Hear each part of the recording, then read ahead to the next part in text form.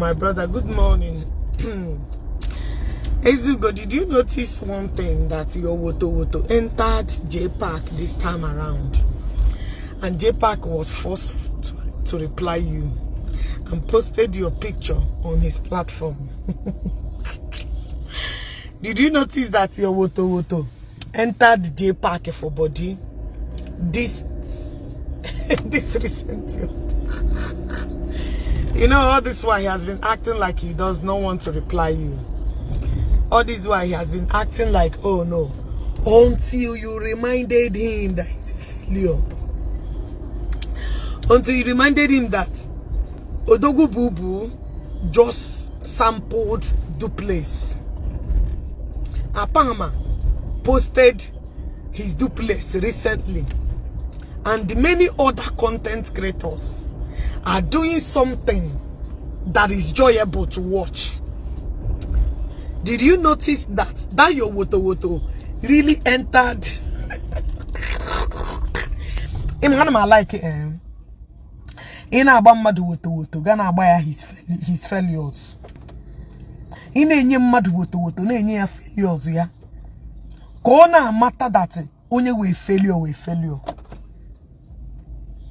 You reminded Jpac where belief is that he started this comedy thing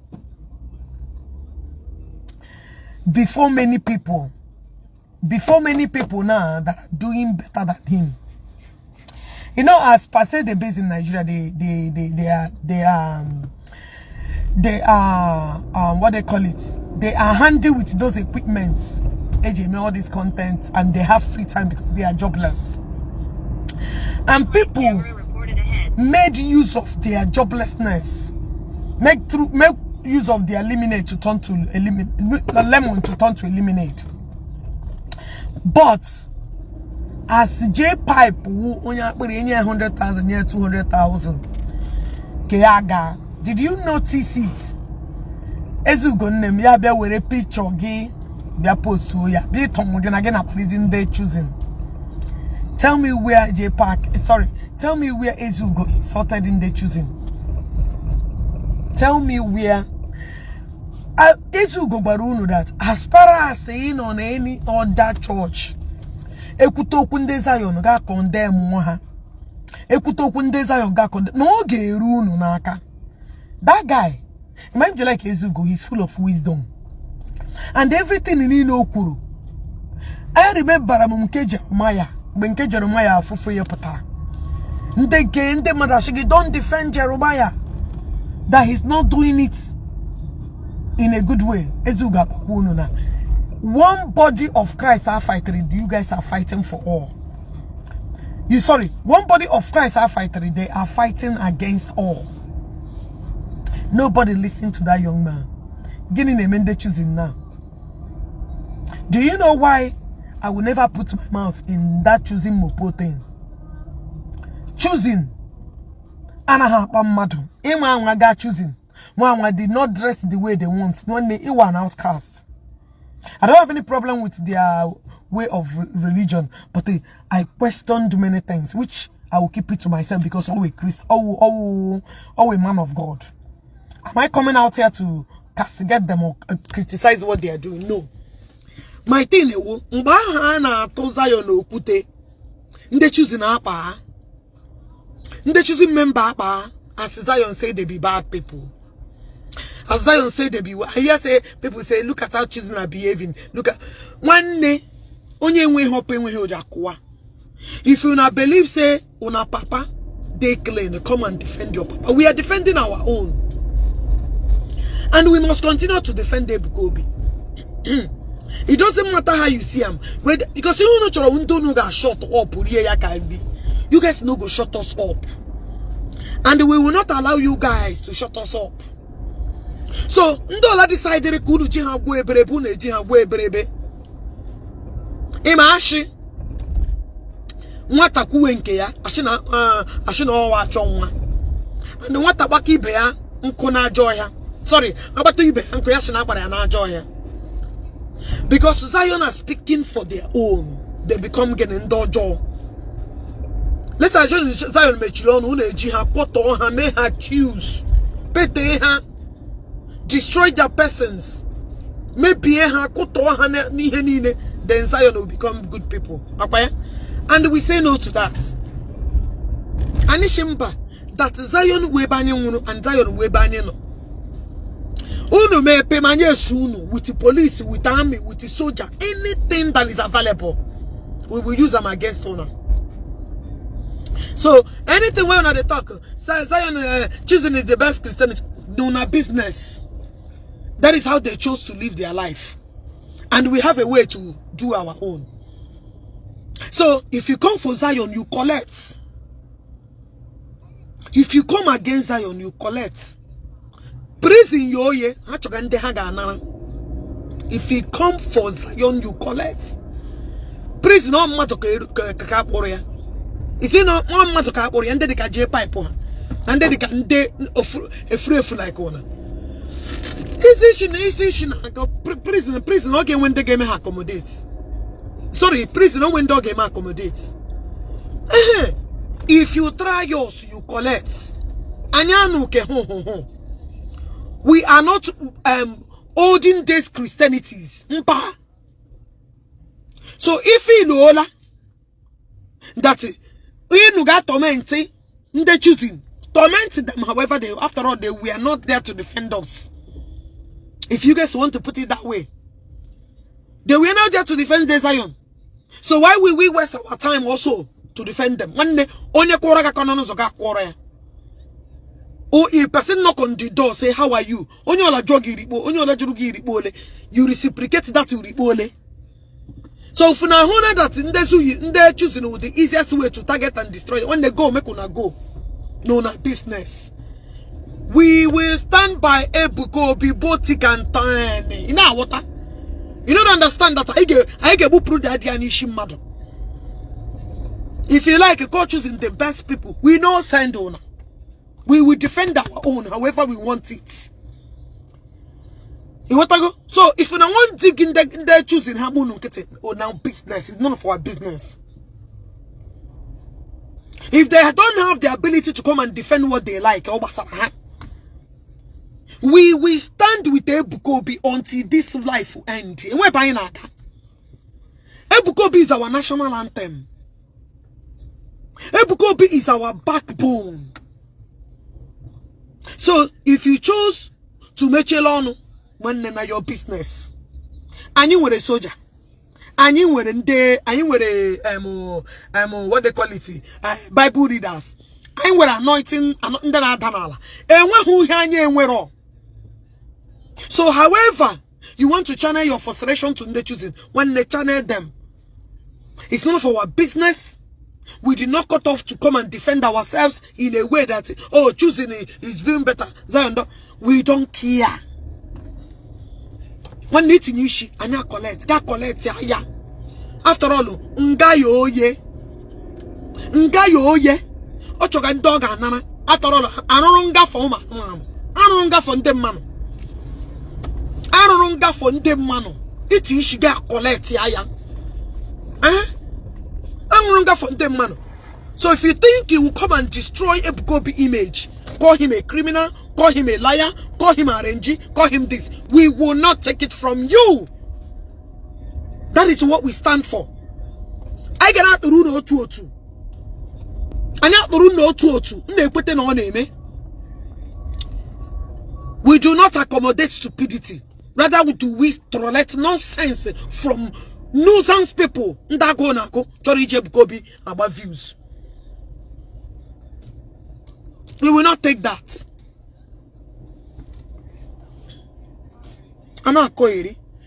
If choosing member decide not to fight for them, that is their own cup of tea. And we have chosen to fight for our daddy. Our daddy G.O., which is Ebukobi. We love him even eating Ishi and Attire. We will fight for him to the rest of our life. How else do you want me to describe that? We kweme we Ebukobi kweme. So in the choosing, if you not like, There was this thing I was listening. They were questioning why would the Mwoka law first wife yeah, second wife yeah, that something is going on. That a Mwoka cannot be marrying first wife yeah, second wife yeah, that something is behind it. No Gianna Wakangwe. Why if you guys don't want to come and defend him? No na wahala. It's not for our business. Yauru ma here poro Mwoka or we joke ya banket. Yapono mo washi, let them come and defend it. So okay, matter where we stand. Okay, matter where we stand. We know they use our daddy play. Ebukobi have taken us. Ebukobi and the town can get this defend the aya. So whether you want to come and tell me Ebukobi and Zion members are rugged, yeah, we are rugged. We don't accept them. We are very rugged. We are very rugged. After all, 12 disciples, they won't answer Ishi. When they are log, when they are fish, we have many things in Zion. You don't understand. Yes. And that is where we stand. We owe nobody any apology. We owe nobody any apology whatsoever.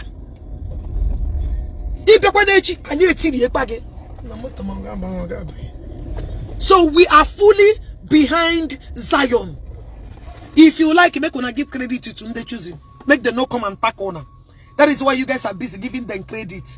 They are nice people. They are not like in the Zion. They are not too aggressive. Where we aggressive? We are rugged to a fault. We are too bloody to a fault. Hey, make them no come and fight. We will not allow you to insult. Or they can pay. You can make people allowed to insult your papa, insult your mama, and you keep quiet. Somebody will come in front of your mama, slap your mama, because say God will say, hey, on your mama can't at all. We know, see, you don't understand. We with a be. Yes. We defend what we love. If you love your wife and your fellow man, come here, work it that day. Your fellow man are Benny who you want to get by a can't. If you don't want to fight physical, you fight it in a legitimate way. That is why Maduji when in law one you defend them, in law you defend them in your own capacity.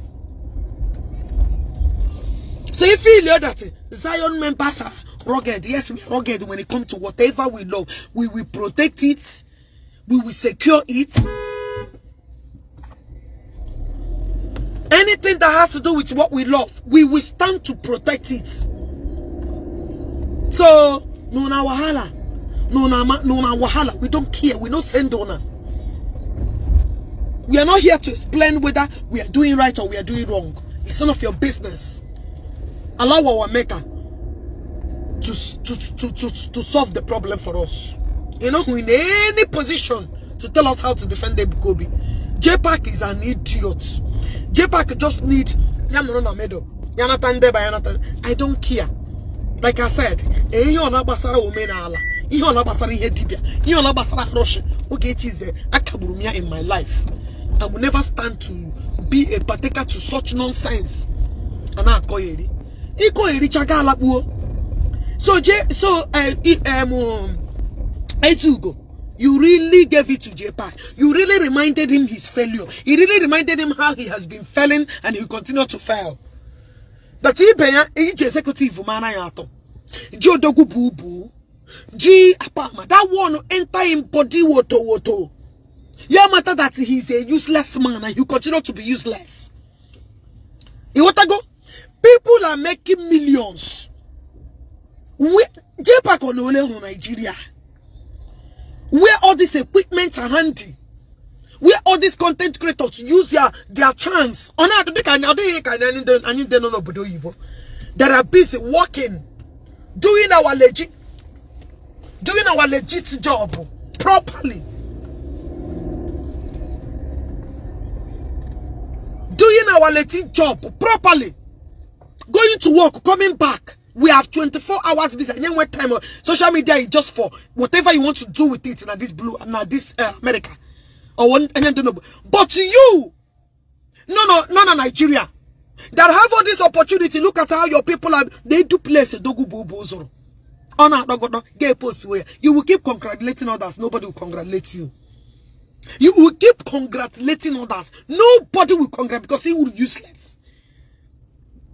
You are messed up. You must congratulate, but nobody will congratulate you. Nothing but the truth. That won't enter your body, right? That won't enter you well. I can feel your pain. You have been ignoring Ezeugo like he doesn't exist. But that one, he reminded you how messed up your life has become. He reminded you how and you get 200,000, you get to move to 20 years. Nothing to yield for it. You realize I forgot who to poor. You realize I forget to that ends you. You have nothing to show. Go and praise that dogu bubu duplex. Came on a goal. Came on ana kotaya ana or iya potara go na he nya. That 1 naira, 2 naira they are giving you and they were still giving you and they gave you is nothing. Eba huki get bench for the rest of your life. Eba tika gejeba. Gabara tika gejeba. Go and build yourself. Apama showcase rikea couples months ago. Executive Amankeya, I think last year, if I'm not mistaken. Odogu will put up it all. You know they see them. There's another content creator too. I saw his MC Mbakara. I saw that one too. Posted a rugged for duplex as well. Jpac, what do you have to show us? You know, congratulating others and nobody will congratulate you. Is that what you bent on? Ezeugo brage joku. Asha toro.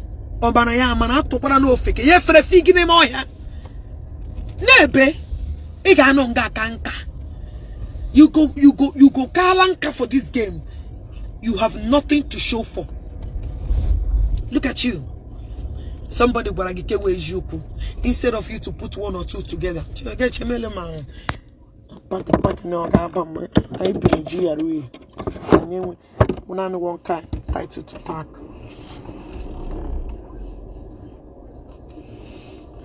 I'm not sure, Gabam, but let me try my luck. Motor lampak. Let me try. Let me see how I will play this. Cause I'm a good pack though. Hey, Ubumano. Come lay my squeeze myself here. Motor lampak. Something is wrong. Let's see. Whether I will squeeze it in. I'm not packing a motor over here. Let me see.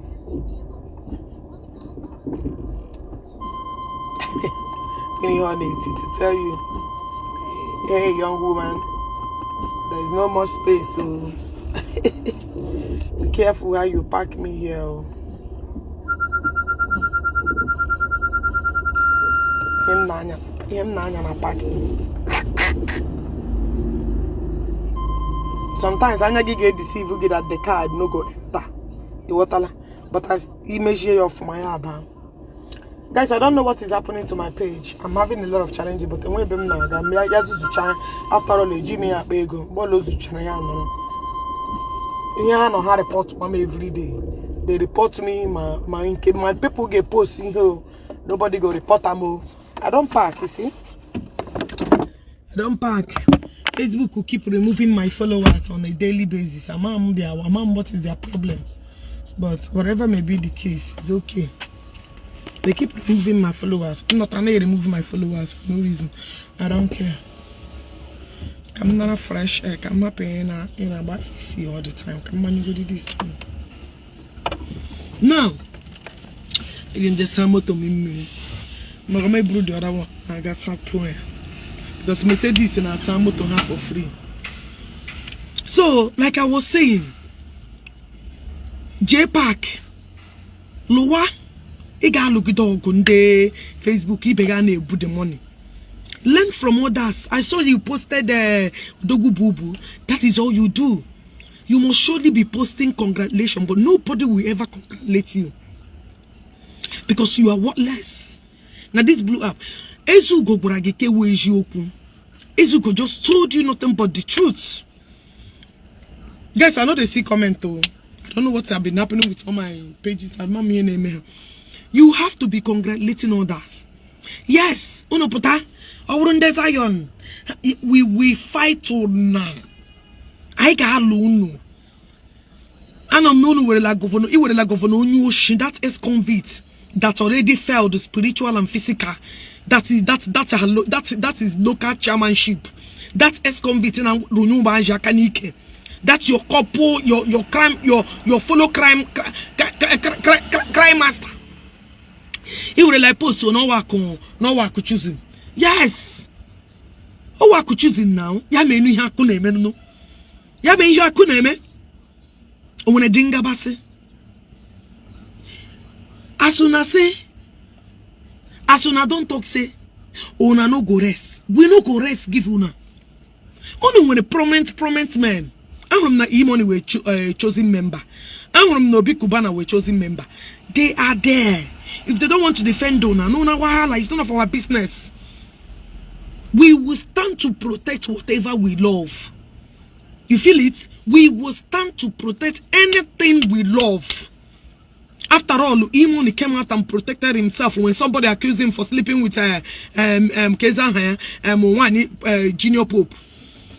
Is it not because he does not want them to be damaged? He came and defended himself in a proper way, in a legal manner. So that guy literally damaged. Why did you take legal means? Why? The same way Ebukobi stood up and took that legal means that wanted to destroy his person. It's something applicable to anybody. So if your Moka, go and ask history of Moka. When Moka Bidoro, go and ask his history. Moka jailed too many people. Moka really dealt with a lot of people. If Moka sealed their mouths. So Moka is more dangerous than Ebukobi. If you don't know him, go and ask his history. Make you know they come, they pretend. If choosing member don't have the ability to defend their master don't have to defend himself. So all these things when they talk, try to come and criticize Zion. One day is dead and arrival. Ebukobi is our stronghold, and we will protect it so our foundation will not leak. You want to go? So if you guys believed that Ebukobi did not do right, Ebukobi did, go and ask history of Moka. Moka is a no-go area. Mess with a Moka back in the days, choosing important, you are gone. Mess with the Moka back in the days. Oh, this lady, you can't chance. The pack is your for me.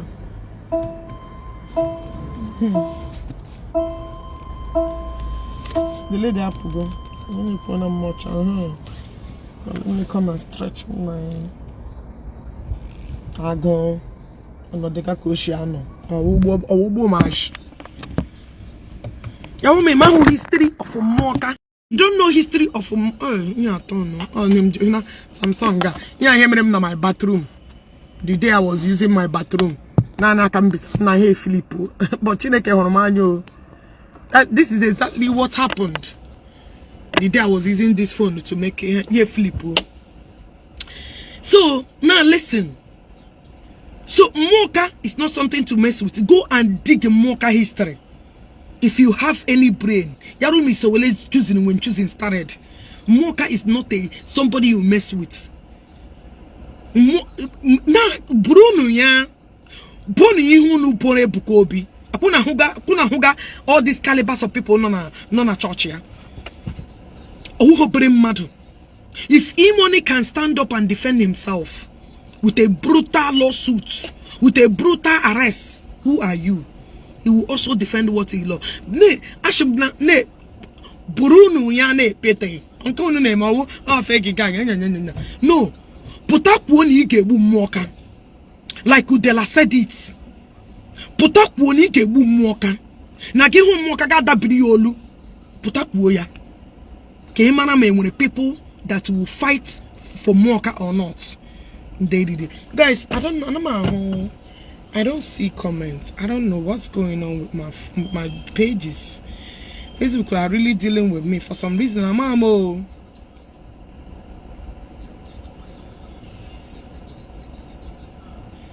Guys, share the program. I'm a really serious challenge on my page, but I'm happy that Ejidi Homeya Bego. Ejidi Homeya Bego is none of my business. So guys, please share. My Zion members, Ashan problem. Yes, we don't agree. We don't agree with the problem. No wahala. There is no problem. I can get the problem nishi until they learn how to mind their business. They want to shut everybody up. Don't worry. Keep messing with a moka. Pota, one of you potano with una full chase na moka ne no ga dabi ishi. Na moka me piam no game anka no game anka. And see whether me when they ga pota. Ima you no you guys are still playing. You guys are still playing the game. Uno baleba, una baleba. No. Man, move your car. Shut the fuck up, boys. Give a how to park my car. You're gonna tell me how to move my car, not to move my car.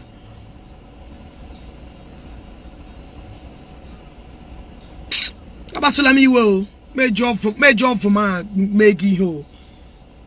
Just because you won your cha. Where to shift to my car, where not to shift to my car. Gano. You want to go? So if you not believe that Mocha is so easy to be maneuvered and manipulated, that is they choosing for now. It's none of our business. Isusu. Bute ya mbongo ebanyo no. Kwa kari anyamma. Ani gechanya ori anyamma. We come for you. We will come for you. Isusu. Ipete. And I get China now know that it's not conducive for us. We don't like it on any so. Anya putaragi. We will come for you. That is it. So ne praise you chosen. We don't give a fuck. Ne praise you chosen. Anya care home. Praise chosen for all we care. Anya care home. We are here to defend what we love. If you got the ngabasi, protect what you cherish so much. We cherish Ebukobi. We value Ebukobi. We love Ebukobi. And we will do whatever it takes to protect that thing we cherish so much. Actually, where is where your treasure no. Eba hunka treasure, you know. So it's up to you to cry eternity.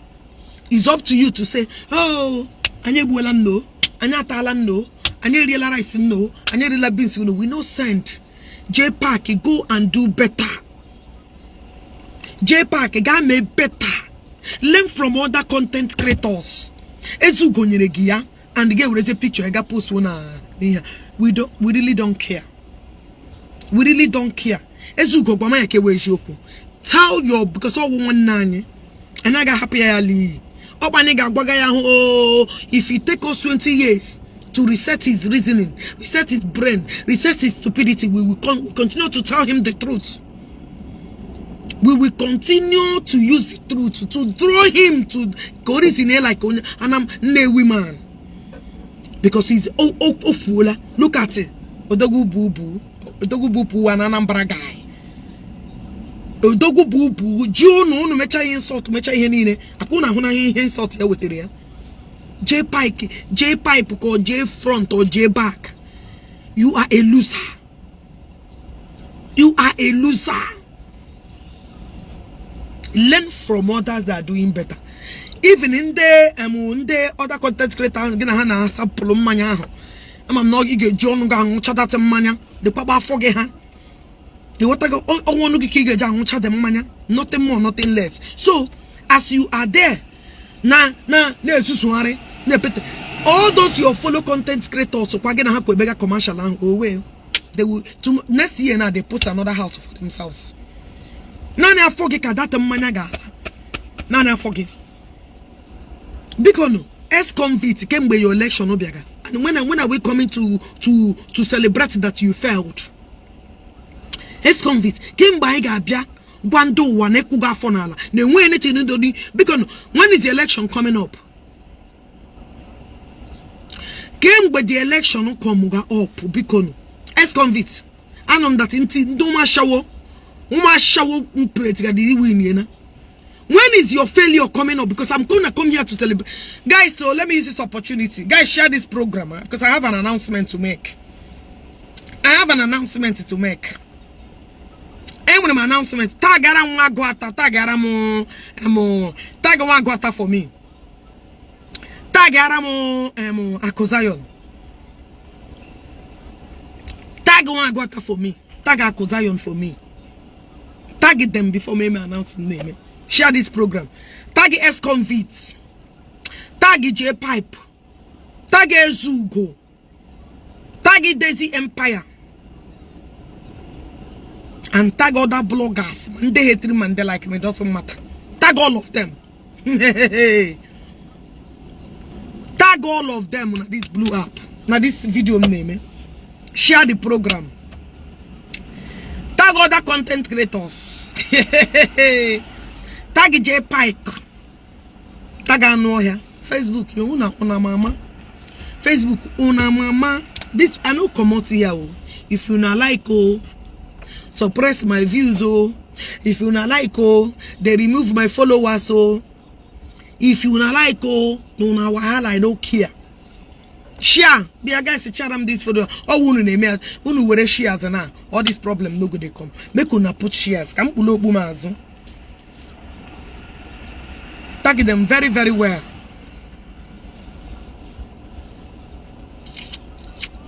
Tag Ezeugo.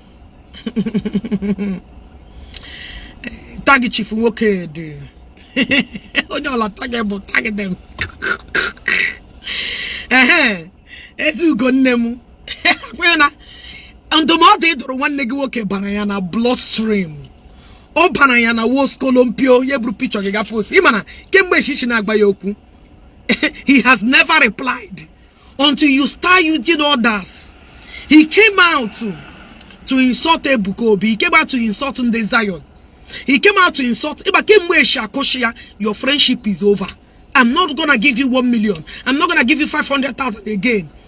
Today. The malaria, there is no medication to cure it. Oh, one woman, oh, Buori and Tajuku, na Canada, they spread the STDs. Oh, the Oreo, Buoriana Lala. One woman in Malaysia, Bagida Shawo Bleacher. Udoria Opu, they spread the Ando Hanje, making Huya exposed. So that's what we learn. Now, listen. Igora Jpac share that I hate Panaimahu. Here she no yana. You use people that have made it in this industry. The thing about ya puta, where a picture get post to where a picture get post to, and we got the phone this morning. My God, the time that you because I watched the program. You reminded him people obitro with you. You use executive on him. You use boo boo. And you use so many content creators that have been successful. Even a Palma Onyem. You use a Palma to give him example. Look at what other content creators have achieved. But to get when they get 200,000, Gabi about war. Because again, Destiny and the Destiny Jpac punine lagana kokono. Guys, share them this video. And when he look at Ogaga were old house naya, here me buogi. Here Jimanandana Brau, Nagano Chagano Kegi, Kehi Kubra Ben Nage. As it is now, Ogechi, and one Ambaraku Balago me fair. Keke Kubra Ben Nage, I say, man, this guy Abagike Wejoku, Gebidobewe, what are you crying for? Look at your life.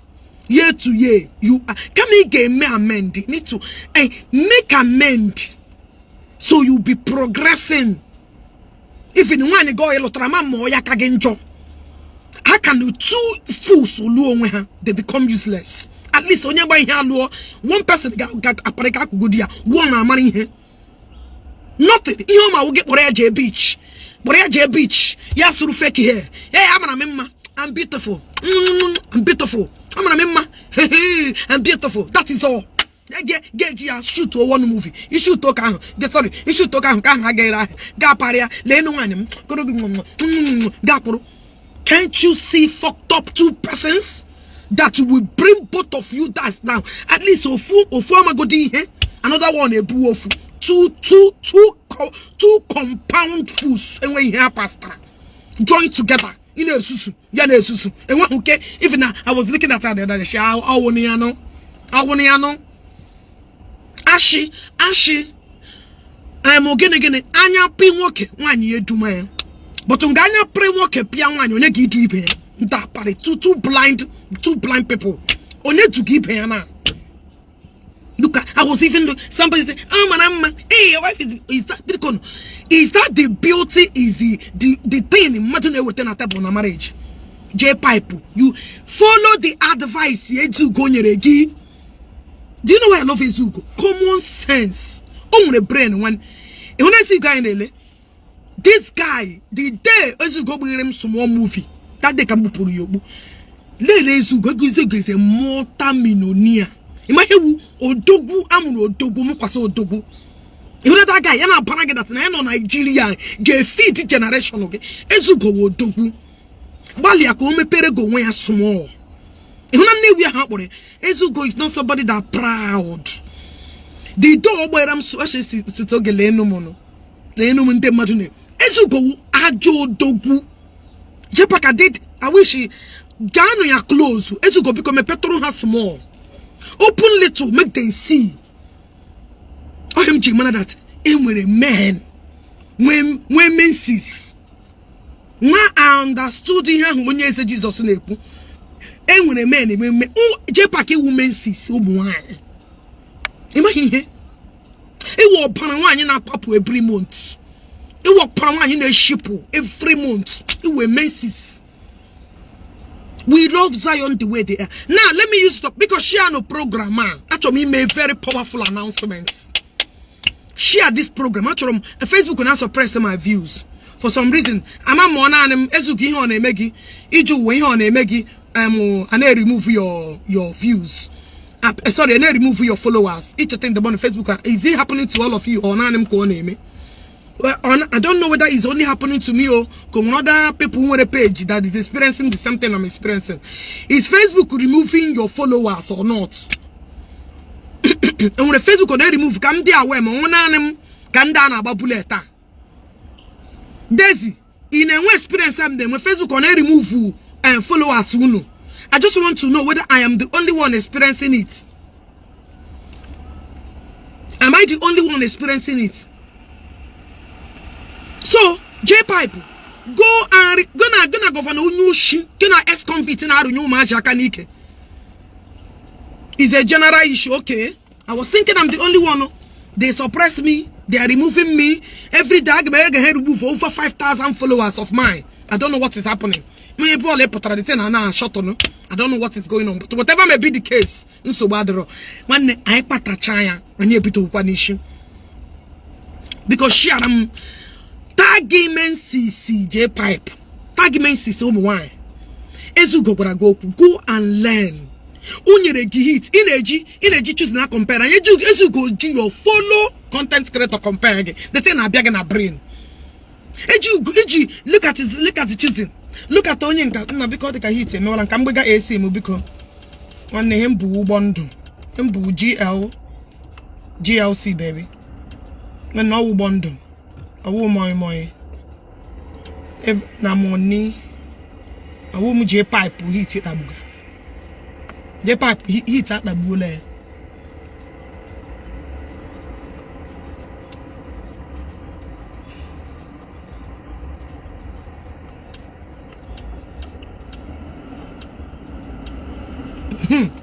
you want to go now Oga Mensis Father Mensis.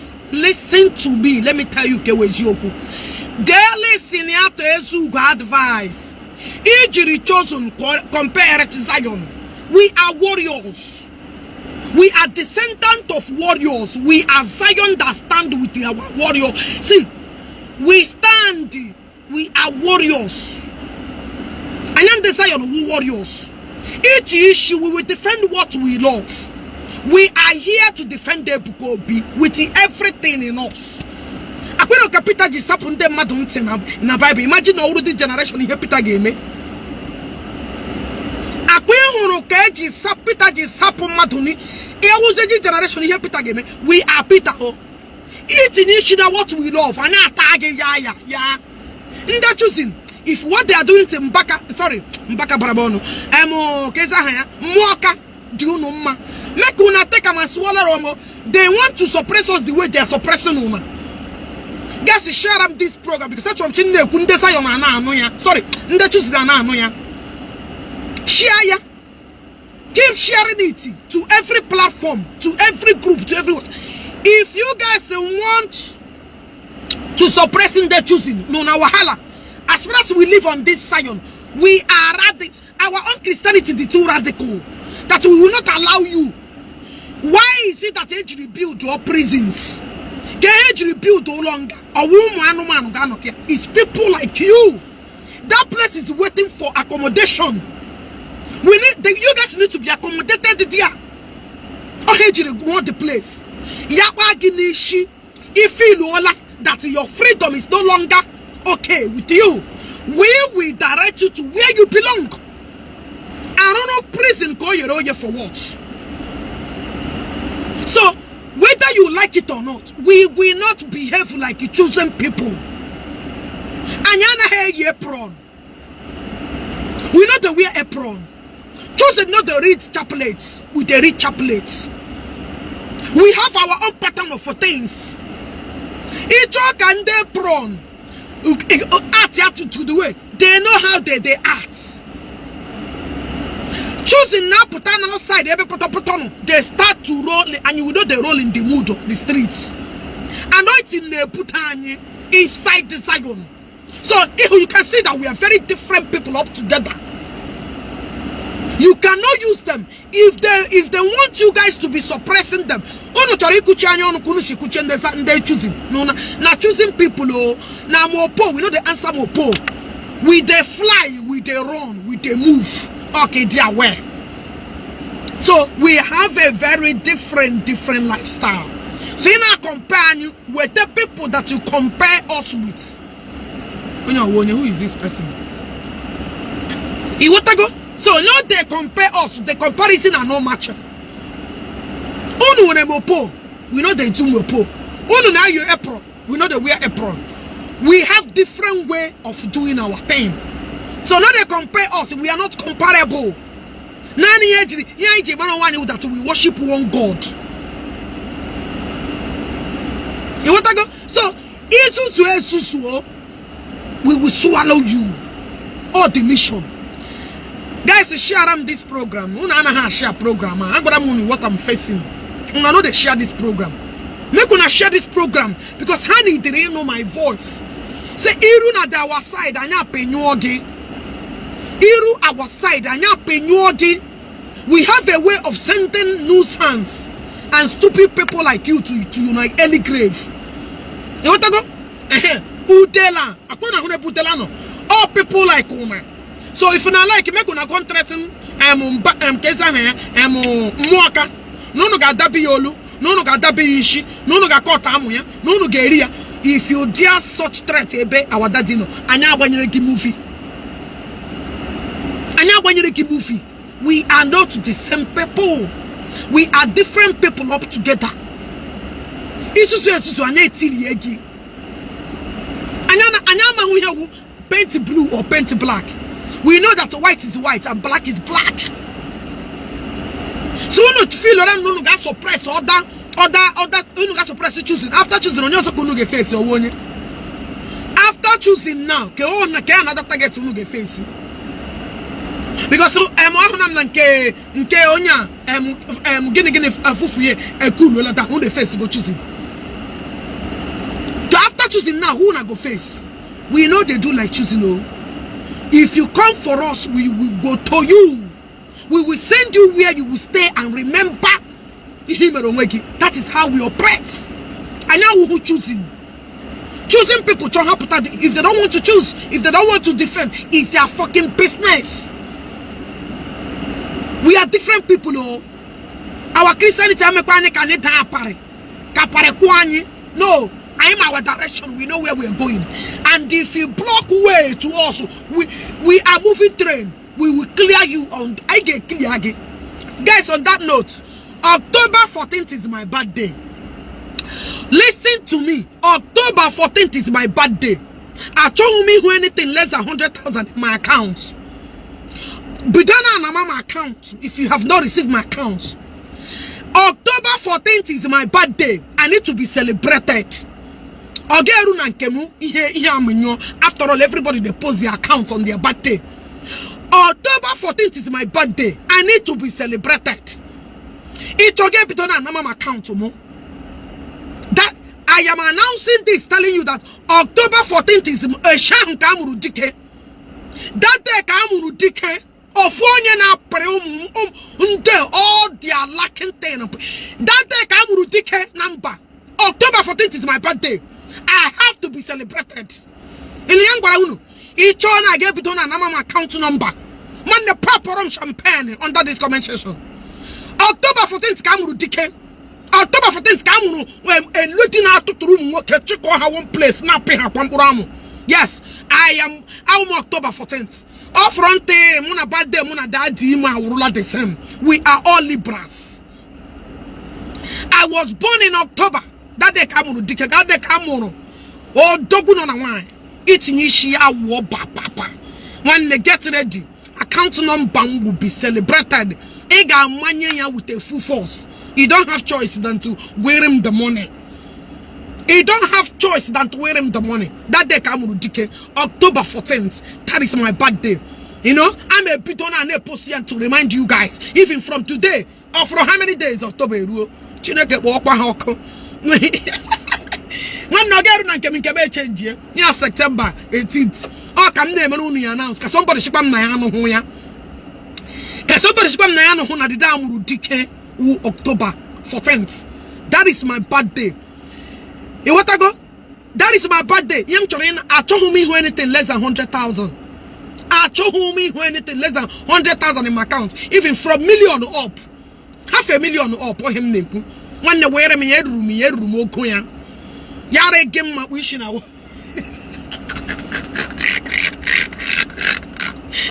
One that day one.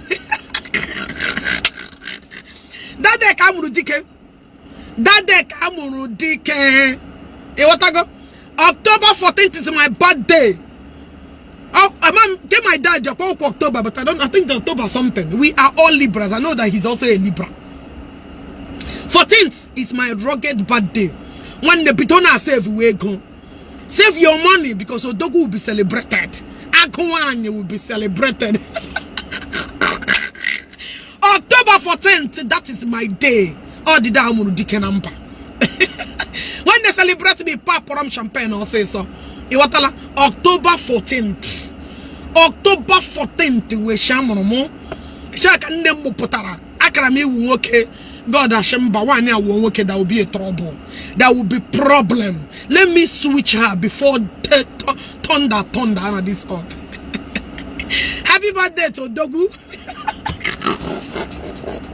Happy birthday to Dogu. Ofonya na barizu. Ofonya na gada mbana chonya ageje ofonya chuya. Mba wani adi too bad. October 14th is my birthday. Daddy is October 16th. Did you see what I told you? Daddy was 16th, I was 14th. 92 days apart. 92 days apart. When they told me Odogu na mado. Oh, Ndola na Libra na the two greats. Any Libra person na the two greats. Forget it is not a joke. Daddy is on the 16th. Ogechi Okeke Njaka won the 14th. Ogini Odogu. Daddy was born on the 16th. Ogechi Okeke was born on the 14th October. Libra. I need the too much. I need the special. Chineke hunanya special. For some reason, I'm if I give you 100K, take it like that. Okay, 100K is accepted in them. 100K, ask him nothing less than 100,000. Atron account now. You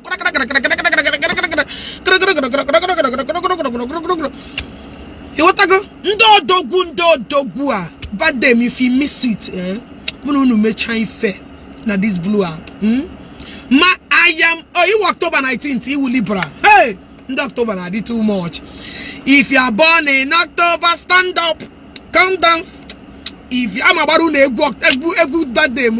If you are 500k, one nenyemia it deserve from here. You have to go the other. I'll go the other. I don't collect. If you are born in October, stand up. Okay, you're October 14th. My husband is 12. Daddy Ebuka is yes. If you are born in October, stand up, come dance. If you are born in October, stand up, pop champagne. If you are born in October, you to I. My daughter, October na di too fucking great. Hallelujah. If you are born in October, shoot to bullet. Babuha. October 14th is my birthday. I should be selling. You am to read on account to move. 5 billion, 1 million. Bum. One nebanu mume. Kamjina kweto ha here. Banu mume kamjina kweto ha here. Banu mume kamjina kweto ntara. That day, like this. We continue the rugged. After all, and I'm a nigga, I'm going to defend them. But on my day, I should be celebrated like Odogu. You want to go? As that day, I should be celebrated like Odogu. You want to go?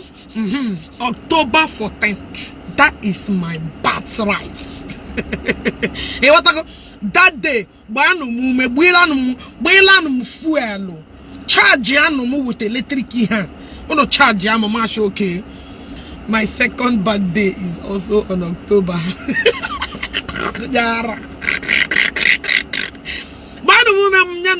Bullet or jaw that day. The ballot. We there for thank you, my brother. Thank you, my brother. Thank you, my brother. That day, when I went to Pegam that day, get when all on a lake in them, get when on a VGC dash him, get when my Mercedes in Yemo, it deserve from here. If you don't think I deserve it, Chileke walk or come. One now, don't go down the camera, okay, please, can you give me location that day? Location on a Chicago, Biamano? Yeah, location on Facebook. One asking you will take a location. Okay, see my baby now. Nah, sis of na. One day, he went a house of water 1 billion. One name you deserve from your so. I deserve from there. If I don't love you, wait till I start name Lenu no. Judas. I chose me receive 200,000 that day. Him and I may give 200,000. Nima chose me. I chose from 500k from you. You don't reset our brain. What brain? I was born in October 14th. I should be celebrating a post. I may be done a post to my account on So okay, happy in wait there. Until I love you. I love your program. Thank you. Hey, what I go?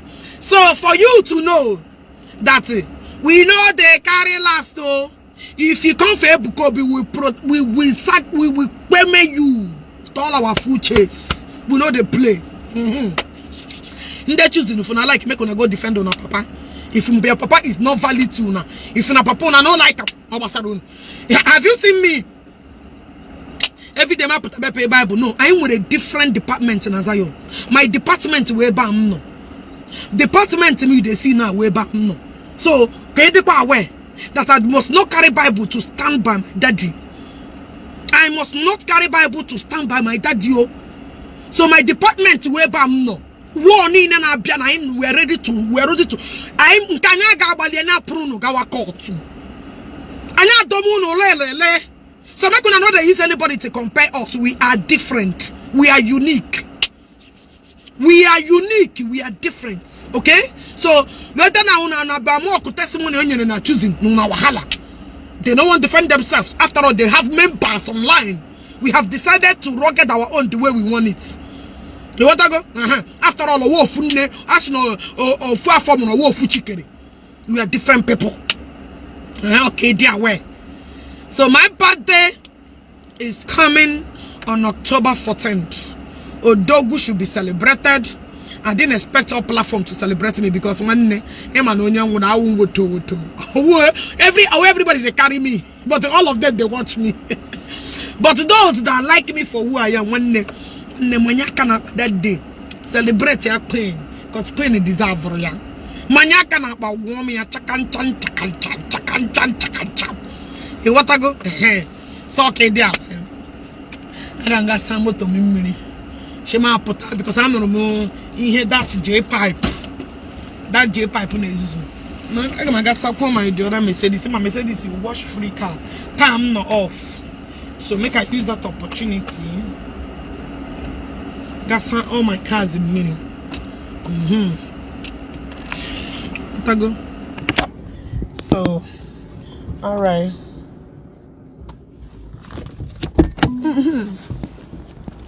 That day, Odogu was born. Odogu. But Madigo Kosiade. And I wear GLC, baby. Come on, respect it, also. So we brigi. Odigo Kosiade. Kanga brew the other one. Kanga Sakuya mini. So Dogu was born on October 14th. That day Kamurujik. So don't forget. Don't say I didn't tell you. Don't say I didn't tell you. So okay, the kid very, very aware. So oh yeah, with the 10. I don't know, I cannot see comments on this Mamu chosen are praying for heaven. At last, Zion are already in heaven. Thank you, Arare, my sister. We are the imagine that your email. You see why? You see how they are using people that are not attacking them to give us an example. You see how they are using people that are not attacking them because they want to suppress everybody. They want Christianity to hide. Oh, I'm a Christian and they carry Bible. Oh. You want to go? They want to suppress everybody like that. Oh, I'm a Christian. Oh, I do the carry Bible. Oh. You feel it? So everybody go hide. They want to suppress everybody. Say, make we hide. Oh. So we'll be Christian. That is why they are using people that are not fighting against them as an example. One like that. Only actually hide the phone and Nadia wahala. It's none of our business, honey. It's none of our own cup of tea. Obasarodani.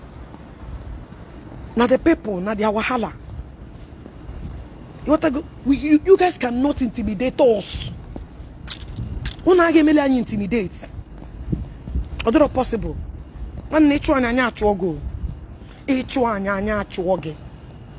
So make una know they bring that sentimental bullshit. Jpac, go and look for something to better with your life. You compared us with the choosing, and we compared you with it. This content creator. Go and get yourself fixed.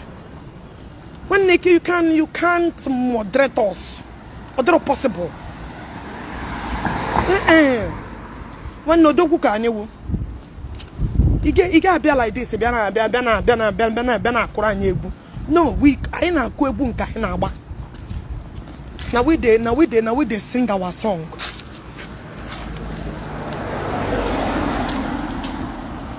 I ga kuro nwanye egwu, anya gbara nwanye egwu, ga na akọ iri wo onye ara. Na akọ iri. Come on, get out. Na akọ iri. Now guys, can get such a moto mini because can get sapo on camera.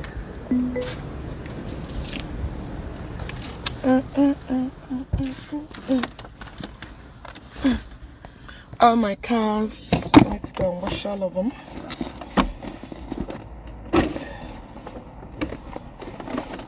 Na bushin because bushin my bonti. Abenti. Na koiri. Nge. Zion eme home. Come on, get the hell out. I'm not off. No, I'm searching my cars in mini. So nobody. So guys, I'm proptao. Jpac say we full ground. Omanam kem shaku hapuro ya. Oh, kem shaku hapuro ya. Life has never been easy. Boy ni no na agba. Ohun onye mara ya ụdị ego akụ mara ya kemgbe oshipụ ụwa. Ndala. Bunch of nderiri. Come and go and sit down. Eri leg nana change. And it's on. Guys, I'll see you guys later, Joe. Bye for now.